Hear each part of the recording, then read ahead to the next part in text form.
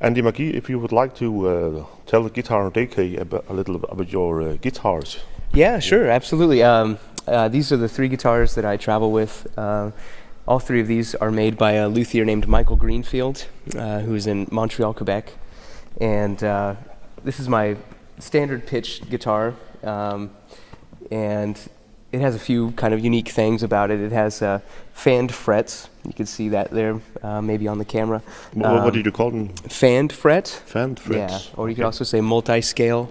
And the idea is the intonation is better on this guitar than a standard guitar. Okay. You can see the nut is angled this way, and then the bridge down there is angled that way. And so the bass strings have a longer scale, and the treble strings have a shorter scale, just like a piano or a harp or some other stringed instruments like that. And so then the frets have to be fanned out so that the intervals are in the proper location for each string as well. Okay. But the whole idea is that it plays more in tune everywhere on the guitar neck. And it also has Macassar ebony back and sides, and a bevel here for my arm, and a bevel here for your ribs, like if you're leaning over playing the guitar. And there's a sound port here as well. There's a sound hole here. Yeah. Okay. Yeah, we can see it on camera there. Yeah. Yeah, and so this helps certain frequencies get out of the guitar. And also when I'm playing just acoustically, I can hear the guitar a bit more as well. Yeah. It's kind also of nice. when you're performing on stage with the audio speakers. Yeah, as well as the monitors, it kind of helps with that too. The monitors, yes. Yeah. Okay.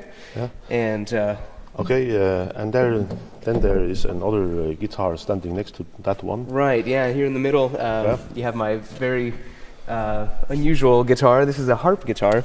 And the harp guitar has been around for hundreds of years, actually, in different shapes and sizes. And the first time I ever heard the harp guitar was a Michael Hedges album, Live on the Double Planet. And, I fell in love with the sound of the harp guitar at that time. And I got one of my own a few years after that. But this is a brand new harp guitar, which I've had for about 1 year now. And it's also made by Michael Greenfield. Okay. And I noticed there's no name on the headstock. Yeah, he doesn't have his his usual G kind of shape. You can see on this one there's that G or over there. Was it made especially for you? Yeah, this is the only one he's ever made, Michael Greenfield. Okay. So this is a one-of-a-kind instrument. And it has 6 sub-bass strings here. And they all have sharpening levers as well, which is something I thought would be interesting to have. So that raises the half tone? The pitch by a half tone, yeah. Okay. Just like that. And you tuned them by the tuning post? Yeah, the tuning post. Yeah, just like that. And then you have a half-sized capo. I do, yeah. The first song I'm going to play tonight on the harp guitar, I use this a banjo. That's actually a banjo capo. Yeah, I noticed that the special position marks. Most fingerstyle pickers prefer to have the position marks on the top of the neck of the guitar. Right. Just like Chet Atkins, but you prefer to have them on the bottom. On the bottom. On this part of the fretboard. Yeah, it's just it was a design aesthetic. There's no particular reason. No, just it looks nice. It looks nice, yes. Yeah. If you can see it. Yeah. Yes. And then there's these green flavored. This green is. liquor. That's right. Yeah, this is my baritone guitar. This one. And a baritone guitar is pretty much like a regular guitar, but it's tuned a 4th interval lower. So at this point, you can have a B, E, A, D, F sharp, and then B. And you can still play all of your normal chords, but they'd be a 4th interval lower. Okay. But I also use weird tunings, of course. I love to use altered tunings, so I have it in a weird tuning right now. Do you ever play in standard tuning? I do sometimes on the baritone guitar, though. I've written a couple of songs. Because it has 6 strings. That's right, yeah. So you can play like the standard guitar, yeah.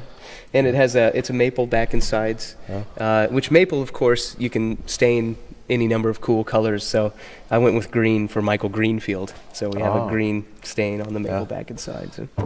If you could, thank you very much. If you could talk a little about the sound system that the microphones connected to the. Yeah, in all of these instruments, I have a K&K Trinity system. Or actually, I took out the mic. It's a pure Western, they say. K&K Pure Western.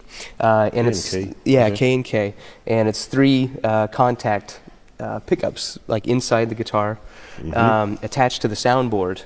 Okay. Okay, and it's Maybe kind we of could take a photograph of that later on. yeah. You might be able to Post-edit. get a shot inside there. Yes, thank you. But this system I really like. It has a really natural sound, and it also picks up the percussive techniques and things that I like to use. It picks that up really well. So there's no hum noise when you are banging the guitar. Yeah. Okay. Yeah.